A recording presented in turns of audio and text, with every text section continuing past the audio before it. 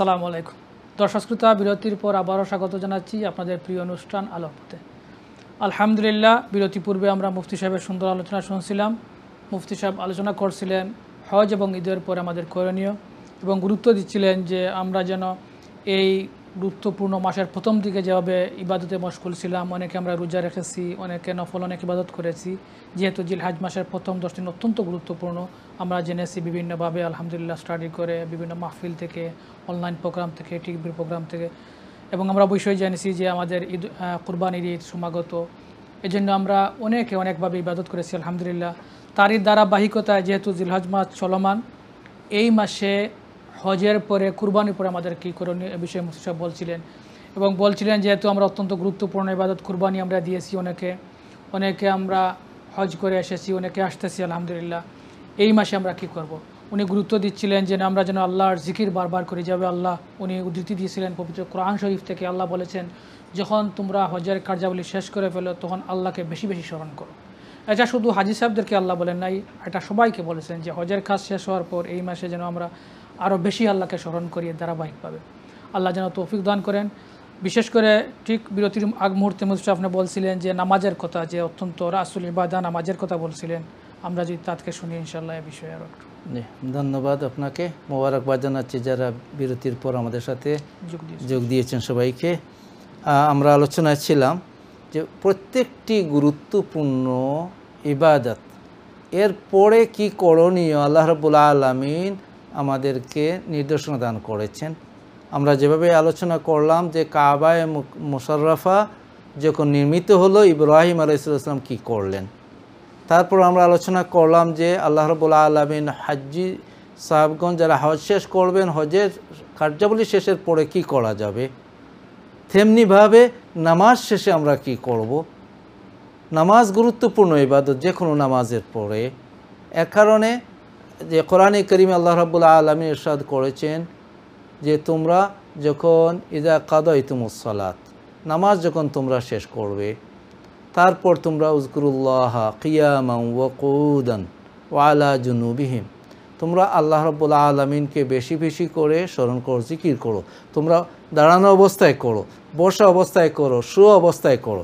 এই আয়াতের তাফসীরে মুফাসসিরিনে কেরাম, বিশেষভাবে আব্দুল্লাহ বিন মাসউদ রাদিয়াল্লাহু তাআলা আনহু, আব্দুল্লাহ বিন আব্বাস রাদিয়াল্লাহু তাআলা আনহু, তারা বিভিন্ন ব্যাখ্যা প্রদান করেছেন।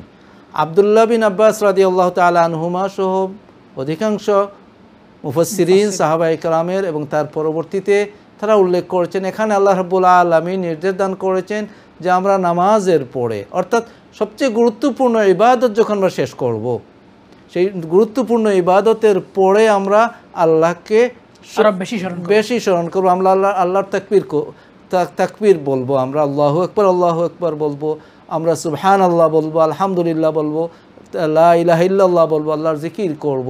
সেটা আমরা বসে করব, সেটা আমরা চলার পথে করব, কাজের ফাঁকে ফাঁকে আমরা সেটা করব। এর অর্থ হচ্ছে যখন আমার মওলার দরবারে আমার ইবাদতকে আমি সুপুর্দ করে দিলাম, এই গুরুত্বপূর্ণ ইবাদত করার তৌফিক যে মাওলা আমাদেরকে দিলেন, সেই মওলার শুকরের জন্য আমরা সেটাকে কন্টিনিউয়াস করব। তেমনিভাবে আজকে সাইয়্যিদুল আইয়াম, সপ্তাহের মধ্যে শুক্রবার হচ্ছে সাইয়্যিদে আইয়াম সাপ্তাহিক হিসেবে, আর এই দিনে হচ্ছে আমাদের জন্য জুমার নামাজ, সাপ্তাহিক ঈদ এবং জুমার নামাজ আল্লাহ রাব্বুল আলামিন আমাদের উপর ফরজ করে দিয়েছেন। সেই জুমার নামাজের কথা আল্লাহ রাব্বুল আলামিন আমাদেরকে নির্দেশ দিচ্ছেন, ইযা নুদিয়া লিস-সালাতি মিন ইয়াউমিল জুমুআতি ফাসাউ ইলা যিকরিল্লাহ। আল্লাহ আমাদেরকে নির্দেশ দিচ্ছেন যে জুমার দিনে যখন জুমার জন্য তোমাদেরকে ডাকা হয়, অর্থাৎ জুমার আজান যখন দেওয়া হয়, তোমরা আল্লাহর ইবাদতের দিকে, আল্লাহর জিকিরের দিকে, নামাজের দিকে তোমরা চলে আসো। ফাসাউ ইলা যিকরিল্লাহি ওয়া যারুল বাই'আ, এবং তোমাদের সমস্ত বিজনেস, তোমাদের ব্যবসা বাণিজ্য, সমস্ত কার্যক্রমকে তোমরা অফ করে দাও। যখন জুমার জন্য তোমাকে ডাকা হলো, ইযা নুদিয়া লিস-সালাতি মিন ইয়াউমিল জুমআতি ফাসআউ ইলা যিকরিল্লাহি ওয়া যারুল বাই'আ যালিকুম খায়রুল লাকুম ইন কুনতুম তা'লামুন। তোমরা জানতে এটা কত তোমাদের জন্য কল্যাণকর, অর্থাৎ এটা সবচেয়ে কল্যাণকর যে আমরা সব কিছু ছেড়ে দেব। যার কারণে জুমার আজান হওয়ার পরে বিক্রি করা, ক্রয় করা সেটা হারাম ইসলামী শরীয়তে দিয়ে দিয়েছে। এই সময়ে ক্রয় বিক্রয় মুসলমানের জন্য এই সময় হারাম। সে জুমার নামাজ যাবে, যাদের উপর জুমা ওয়াজিব, যাদের উপর জুমা ওয়াজিব তারা জুমায় চলে যাবেন এই সময়। ওয়া জারুল বাইয়ে, আল্লাহ রাব্বুল আলামিন আমাদেরকে নির্দেশ দেন জারুল বাইয়ে, তোমাদের সমগ্র বিজনেসকে তোমরা স্টপ করে দাও, ছেড়ে দাও, তোমরা বন্ধ করে দাও। তারপর আল্লাহ রাব্বুল আলামিন আমাদেরকে এই যে গুরুত্বপূর্ণ ইবাদত জুমার দিন রাসূল পাক আমাদেরকে জানিয়ে দিয়েছেন আল জুমাআতু ইলাল জুমাআতে কাফারাতুল লিমা বাইনাহুমা। কতই না গুরুত্বপূর্ণ জুমার দিন, জুমার নামাজ। আল্লাহর হাবিব সাল্লাল্লাহু আলাইহি ওয়াসাল্লাম জানিয়ে দিয়েছেন যে এক জুমা থেকে আরেক জুমা তোমাদের সমস্ত গুনার কাফারা হয়ে যাবে, তোমাদের যত সাগায়ের গুনাহ আছে সেগুলোকে মিটিয়ে দিবে। আল্লাহ রাব্বুল আলামিনের জিকিরে, আল্লাহ রাব্বুল আলামিনের ইবাদতের সাথে আমরা আমাদেরকে লাগিয়ে রাখবো। আমরা আমাদের প্রত্যেকের যে কাজ আছে সে কাজ করব। এর অর্থ নয় যে জুমা পড়ে নিয়েছেন এখন আর কোনো কিছু করবেন না, সেটা নয়। ফাইজা কুদিয়াতিস সালাতু ফান্তাশিরু ফিল আরদি, তোমরা চিটিয়ে পড়ো, ছড়িয়ে পড়ো, যার যে কাজ আছে। ওয়াবতাগু মিন ফাদলিল্লাহ, তোমার রিজিকের তালাশ করো, তোমার যার যে কাজ আছে তোমার সেই কাজে তুমি লেগে যাও। কিন্তু কাজে লেগে যাও, আল্লাহর কাছে তুমি নিজেকে সাবমিট করে এসেছো, তোমার নিজে আল্লাহ ইবাদত করে এসেছো, গুরুত্বপূর্ণ নামাজ পড়ে এসেছো, সেটা ভুলে যেও না। কাজের মধ্যে ডুবে গিয়ে তুমি আল্লাহকে ভুলে যেও না। সেই সময় তুমি আল্লাহকে স্মরণ রাখো, আযকুরুল্লাহ কাসীরা লাআল্লাকুম তুফলিহুন, তাহলে তুমি সফল কাম হবে। তাই আমরা অত্যন্ত গুরুত্বপূর্ণ সময় পাস করে এসেছি এবং এখনও আমরা গুরুত্বপূর্ণ সময় পাস করছি। তাই এখনের সময়ে আমরা আমাদের কাজের ব্যস্ততায়, সব কিছুর সময়ে কাজের ব্যস্ততায় আল্লাহকে স্মরণ করব। কিভাবে স্মরণ করব? যে যারা বিজনেস আছে, যে বিজনেসে আছেন, আপনার কথায় সততা থাকতে হবে, আপনি মানুষকে ধোঁকা দেওয়া থেকে বেঁচে থাকতে হবে, মিথ্যা কথা থেকে বেঁচে থাকতে হবে।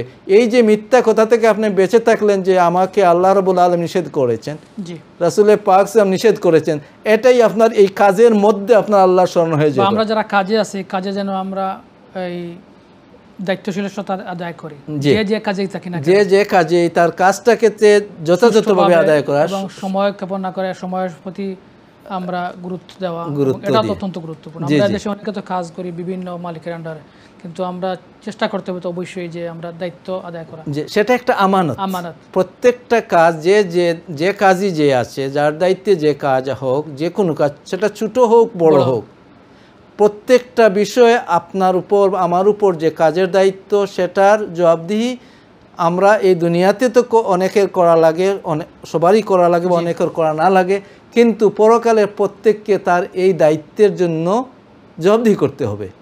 তাই এতে অবহেলা না করা। আল্লাহ তো কোরআন শরীফে বলছেন ইন্নাল্লাহা ইয়ামুরুকুম আন তুআদ্দিল আমানাতি ইলা আহলিহা। তাই প্রত্যেকটা আমানত আমরা মনে করি অনেক সময় আমানত শুধুমাত্র মনে করি টাকা পয়সা, এগুলো হলে অথবা স্বর্ণরূপ্য, সেটাই আমানত। আমানত একটি কথাও আমানত, একটা কথাও আমানত, যার কারণে যে কথা যার কাছে বলা উচিত নয় তার কাছে সেই কথা বলা, সেটা আমানতের খেয়ানত হবে, সেটা আমানতের খেয়ানত হবে।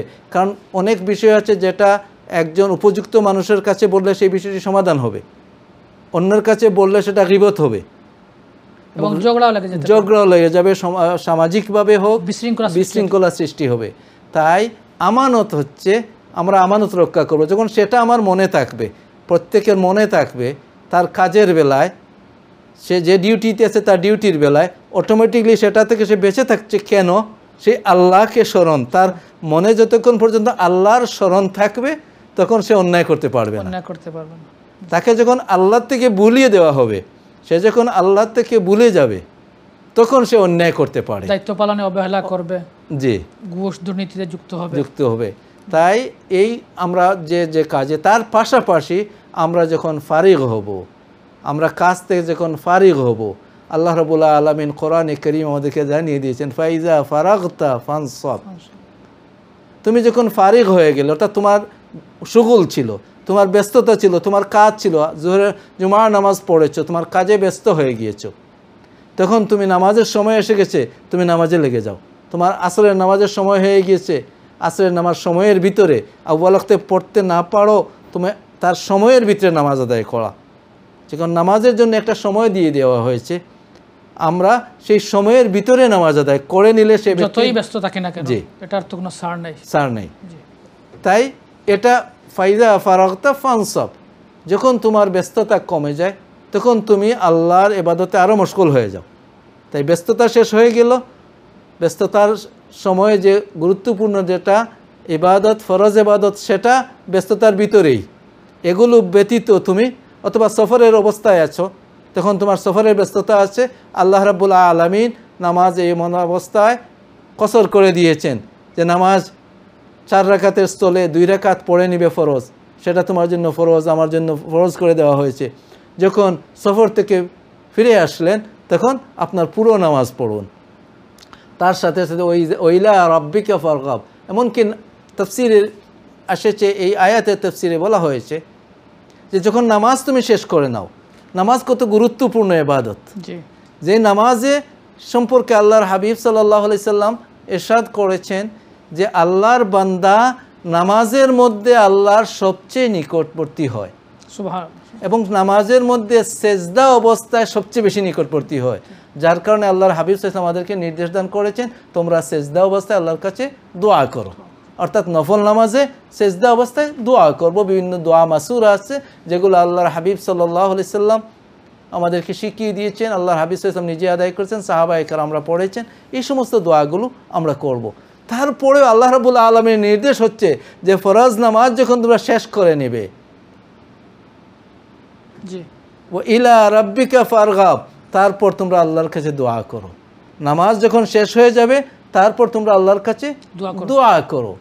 তাই এই বিষয়গুলোকে আমরা আলোচনার মাধ্যমে এটা আমরা লাভ করতে পারি যে আল্লাহ রাব্বুল আলামিন আমাদেরকে নির্দেশনা দিয়ে দিয়েছেন পুরোপুরি যে হজ্জের পর হোক, নামাজের পরে হোক, গুরুত্বপূর্ণ কাজ যেমন বিল্ডিং নির্মাণ করেছেন, আল্লাহর ঘর, ইব্রাহিম আলাইহিস সালাম, এগুলো করার পর আমরা কি করব, সফরের অবস্থায় থাকলে আমরা কি করব, সফর থেকে আসার পর আমরা কি করব, এই সবগুলো বিষয়ে আল্লাহ রাব্বুল আলামিন আমাদেরকে নির্দেশ দান করেছেন যে আমরা এই কাজগুলোকে অব্যাহত রাখব। অর্থাৎ যে সমস্ত গুরুত্বপূর্ণ কাজ আমরা করেছি এই কাজ থেকে আমরা নিজেদেরকে বুস্ট করব, আরও কাজের দিকে আমরা অনুপ্রেরণা নেব এবং আমরা কন্টিনিউয়াসলি কাজ করব। সেটার পরিমাণ কম হতে পারে কিন্তু আমরা ধারাবাহিকতা আমরা রাখতে হবে। তৃতীয় বিষয়টি হচ্ছে যে এই সময় এমন একটি সময় যে সময় হুজ্জাজে কেরাম ফিরে আসতেছেন, অনেক এসে গেছেন। এখন আমরা আসার পথেও আপনার সাথে এক হাজী সাহেবের কথা হয়েছে, আলহামদুলিল্লাহ।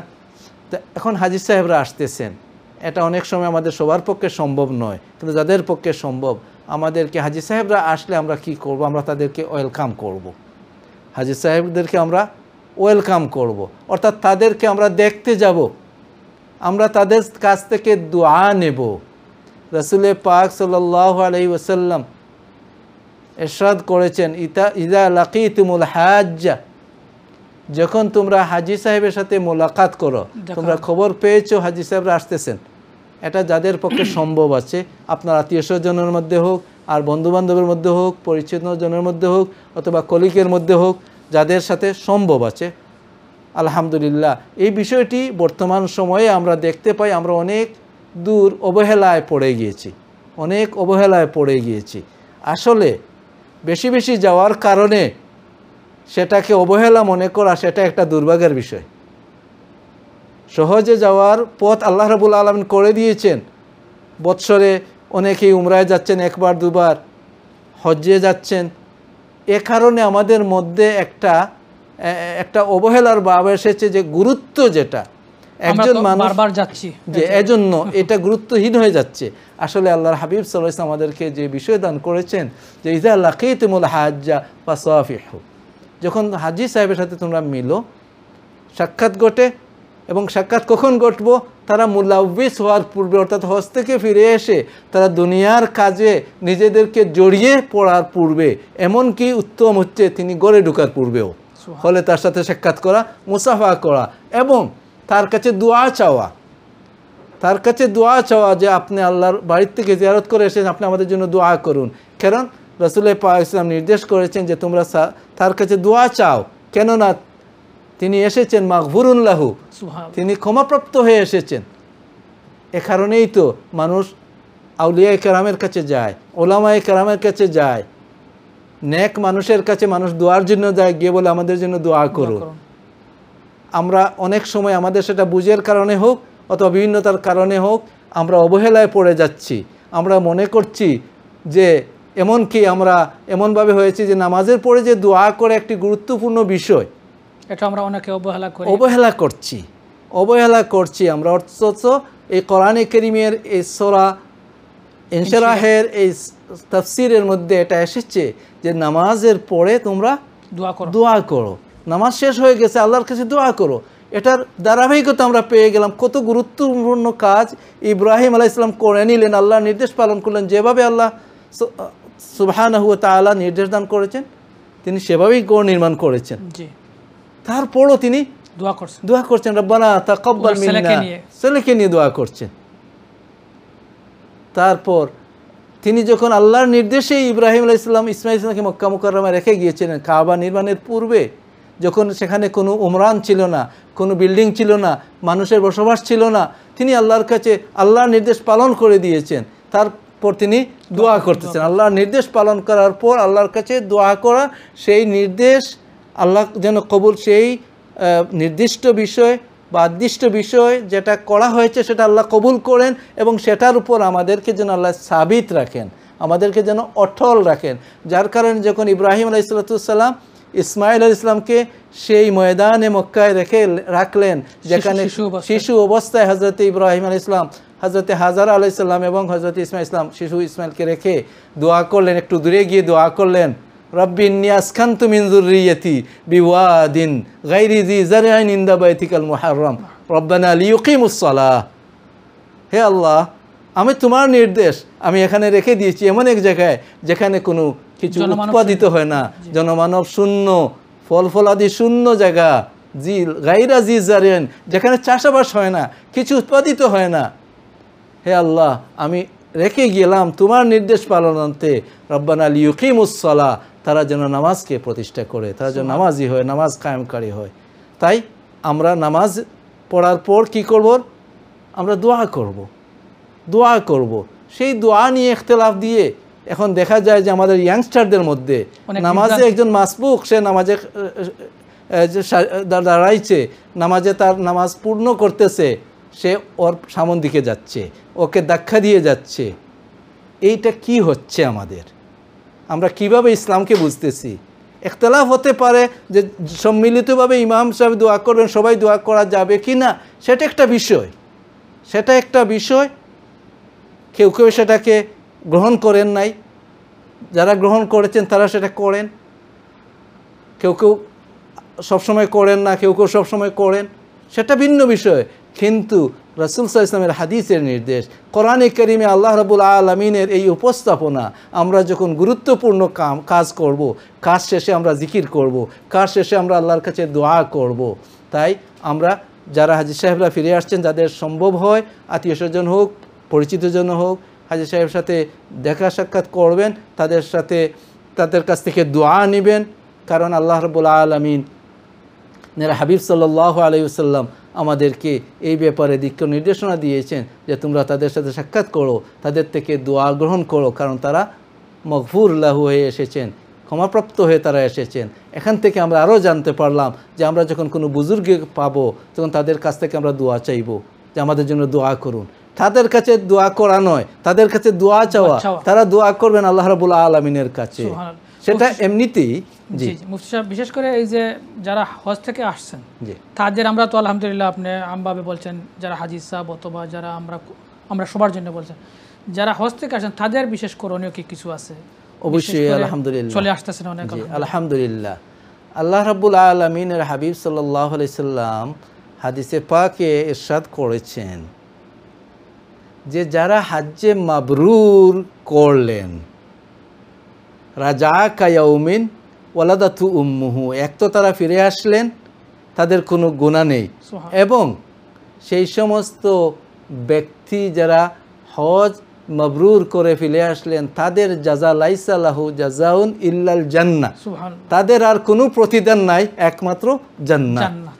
অর্থাৎ হজ পুরোপুরিভাবে সুন্দরভাবে যারা করে এসেছেন এবং সেই হাজ্জে মাবরুর যখন হয়ে যাবে, আপনার শুধু বেহেশতে ঢুকার পার্টিশনটি হচ্ছে, বাধাটি রয়েছে ইন্তেকাল। আল্লাহু অর্থাৎ এটা বলা হয় নাই যে যে বৎসর তিনি হজ করলেন আর হজের পরেই ইন্তেকাল করলেন, সেটা বিষয় নয়।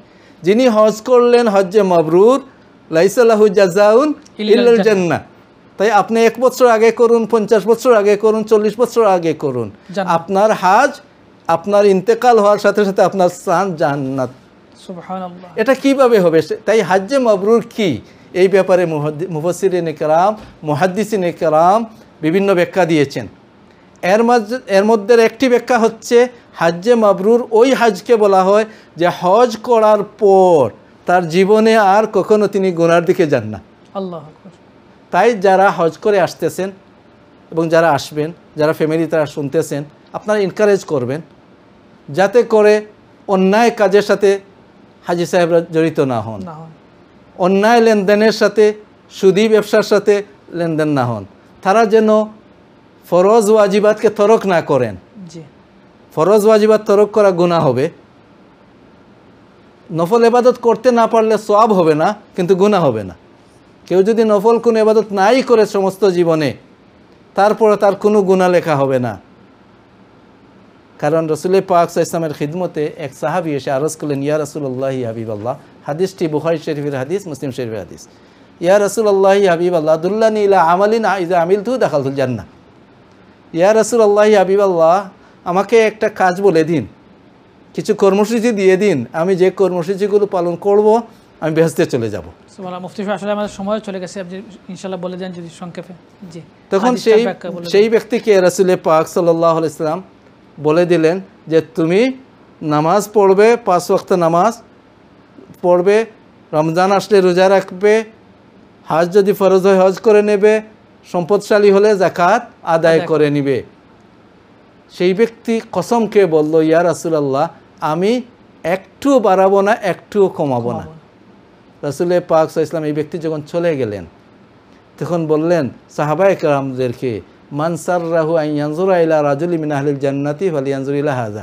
সুবহানাল্লাহ। এখানের মধ্যে কোনো নফল ইবাদতের কথা নেই, কিছুর কথা নেই। তাই মুহাদ্দিসুন এর ব্যাখ্যা এনেছেন, ইমাম নববী রাহিমাহুল্লাহু তাআলা আনহু মুসলিম শরীফের ব্যাখ্যা এনেছেন, অন্যান্য মুহাদ্দিসিন তাদের ব্যাখ্যা এনেছেন যে মানুষ বেহেশতে যাওয়ার জন্য আল্লাহর ইবাদত, ফরজ ইবাদতগুলো যদি একজনে পালন করে নেয় এবং হারাম মুহাররামাত থেকে বেঁচে থাকে, তাহলে সেই ব্যক্তি সে সফল কাম, তার বেহেশতে যাইতে আর কোনো বাধা নেই।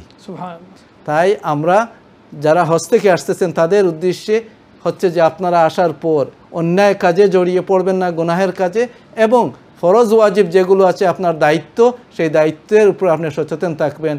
আল্লাহ রাব্বুল আলামিন ইনশাআল্লাহ আপনার জন্য জান্নাতকে ফিভার করে রেখেছেন। আমিন আমিন। জাযাকাল্লাহ খায়র। মুফতি সাহেব, অত্যন্ত সুন্দর আলোচনা শুনলাম আপনার কাছে। দর্শক শ্রোতা, আপনারা এতক্ষণ আমাদের সাথে ছিলেন, আমাদের আলোচনা শুনছেন। আল্লাহ রাব্বুল আলামিন যেন আপনাদের শোনা এবং আমাদের বলা এগুলোকে কবুল করেন, আমল করার তৌফিক দান করেন, এবং পরবর্তী প্রোগ্রাম দেখার আহ্বান জানিয়ে আজকের মতো এখানে শেষ করছি। ধন্যবাদ সবাইকে। আসসালামু আলাইকুম ওয়া রাহমাতুল্লাহি ওয়া বারাকাতুহু।